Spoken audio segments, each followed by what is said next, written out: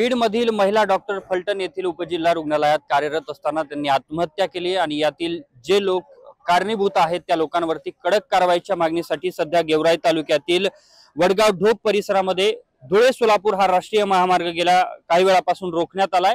ही वाहनांच्या लांबच लांब आपल्याला रांगा सध्या पाहायला मिळत आहेत आणि मोठ्या संख्येने या ठिकाणी आता आंदोलक जमायला सुरुवात झालेली आहे। या ठिकाणी रस्ता रोको आंदोलन जे आहे ते आता केलं जात आहे। गेवराई तालुक्यातल्या वडगाव ढोप परिसरातून जाणाऱ्या धुळे सोलापूर या मुख्य आणि राष्ट्रीय महामार्गावरतीच रस्ता रोको आंदोलन सुरू करण्यात आलेलं आहे। यामुळे वाहतूक जी आहे ती बऱ्याच वेळापासून खोळंबल्याचं सध्या आपल्याला पाहायला मिळतंय आणि या संपूर्ण परिसरात जर आपण पाहिलं तर मोठा जे आंदोलक आहेत ते मोठ्या संख्येने या ठिकाणी जमलेले आहेत। या ठिकाणी जे वाहनं आहेत त्या वाहनांना देखील आंदोलक पुढे जाऊ देत नाहीत। या ठिकाणी कुठल्याही प्रकारे प्रशासकीय पोलीस यंत्रणा सुद्धा पोहोचलेली नाही।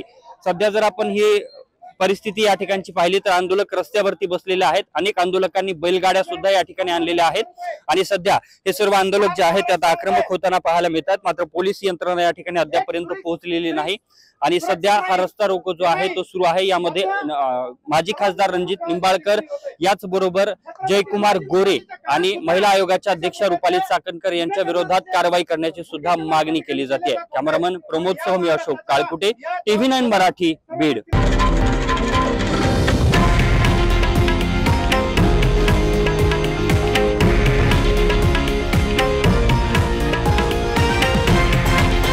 हे आहे देशातील नंबर 1 न्यूज नेटवर्क आणि आपण पाहत आहात TV9 मराठी, एकमेव।